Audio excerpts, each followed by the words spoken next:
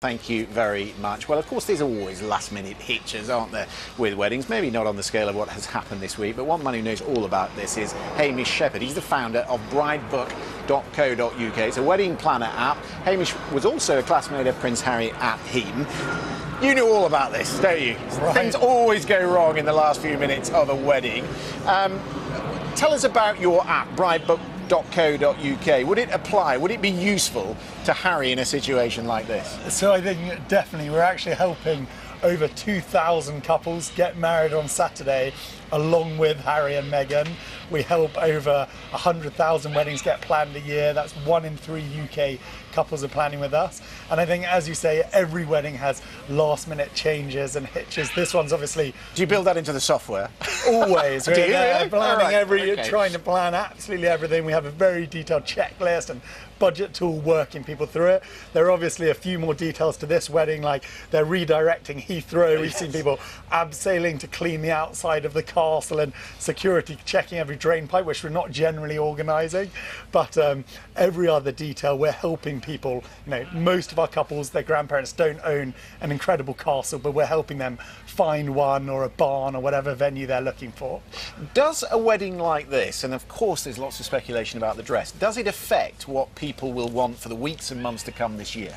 Definitely. I think this is going to be one of the most iconic weddings in history. Expected to be 1 billion to 2 billion people watching it. It's probably going to be the most watched wedding in history, even more than the royal wedding, and that has huge influence. We saw immediately, even from Pippa Middleton's wedding last year on Bridebook, within 24 hours, we saw different trends coming from it, people chasing her style, her details. Saying, I want that dress. I want that, let's go for that now. Even already we see castle weddings. We have 373 castles on Bridebook that you can rent for your wedding, and already now we can see that trend coming. You know, the trend up until now has been more of a boho festival theme. Definitely a sort of classic theme will be inspired by Harry and Meghan. You talk about the sort of planning that goes into an event. Obviously this is a slightly higher bar. Right. The person who's doing it, what will they be thinking about come Saturday? What will they be doing in the last 24 hours, do you think? So as the couple, hopefully both of them are planning their speeches at the moment. We imagine Meghan's going to do a speech, which is great. And then hopefully they're relaxing, calming down. They're both off to 5-star luxury hotels tomorrow. Hopefully they can have a sort of calm before the storm of their big day. Meanwhile, behind the scenes, hopefully it's not chaos, but there's going to be huge amounts of silver work being polished. All the flowers are coming from Windsor Great Parks. There's going to be people out there collecting that. Huge amounts of prep for the wedding, and obviously what's bigger for this wedding than any other wedding is the security. We've seen thousands of checks making sure, you know, this wedding with huge global interest, everyone's safe and it goes without a hitch. Yes, the public bit of it will be the procession, the wedding ceremony, and then of course there'll be the reception at St George's Hall. But just over here to our right is Frogmore House, and there's an evening reception over here. We think there might be a second dress, maybe. Very likely. Very likely. That's standard, is it, in these sort of situations? Okay. And so, is there a sort of whole load of planning that goes into the night do as well? Yeah. So normally you'd see, hopefully, a wedding would be revolving around one venue. This is involving 3. The St George's Hall is 10 times the size of the average British home. You know, that on its own is enormous, and then they're moving on to other venues.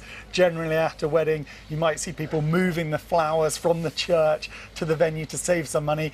They won't be doing that. There'll be different themes, and Frogmore House is going to have a very different theme. This is a private party where they can let their hair down away from the public eyes. You know, tradition and protocol don't need to be followed. That's very private for them, whereas obviously they're more traditional and prominent and protocol-esque events in the presence of the Queen and in the eyes of the world during the day. Everybody's been talking about Meghan. I did think about it today, and we said, oh, it's just so difficult for her. She's coming into the royal family and, you know, everything she's faced this week. Actually, I remember being the groom. It's pretty nerve-wracking as a groom, no matter how much training you've had as a member of the royal family. Yeah, I think every wedding is, you know, hugely emotional, often a stressful occasion. Hopefully Bridebook's getting rid of lots of that stress. But, you know, every wedding's as important as another. Every wedding's is relatively, as expensive. It's hugely expensive, important. Can you put a cost on a wedding like this? I mean, everybody tries to speculate what the final bill will be. So on Bridebook, we actually plan over £1 billion of wedding spend every year. So we know extremely well how people spend. The average UK wedding costs around £17,000. A London wedding costs about £31,000. This wedding's going to cost about £2 million. So it'll be about 100 times the cost of the average British wedding. On top of that is around 30 million on security, which most weddings aren't having to involve. However, on top of that, there's going to be about £1 billion boost to the British economy. So return on investment for us all is fantastic. And not to mention what it does for the wedding industry. Yeah, exactly. We look after the UK wedding industry involves 139,000 companies. Over 500,000 people are involved in an amazingly talented industry, and they've, all excited to watch it. Come Saturday, are you a bit of a magpie? Do you sit there watching? Oh, I like that. I'll maybe put that in the app. Are there things that you learn, even with all the experience you've got? Definitely, and I think all brides and grooms, around the world will hopefully be doing the same thing. I like the idea of that. Maybe they won't be having a huge, half-an-hour carriage tour at their wedding, but there are definitely elements they want to take. Already we see Meghan's not having adult bridesmaids and just having little ones. That's what Pippa did.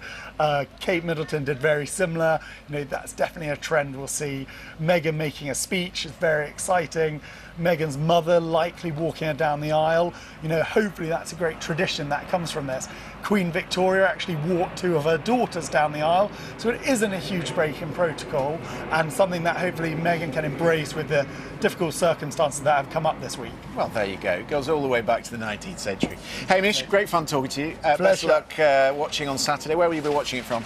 I'll be watching in the middle of the Are you going to be here, are you? Yeah, definitely. Everyone enjoy. Thank you very much for coming to see Pleasure. us. Well, let's go into the town, because there is a feel-good factor tonight in Windsor. They're all outside the bars. They're in the courtyard. Some of them are sleeping alongside the barricades.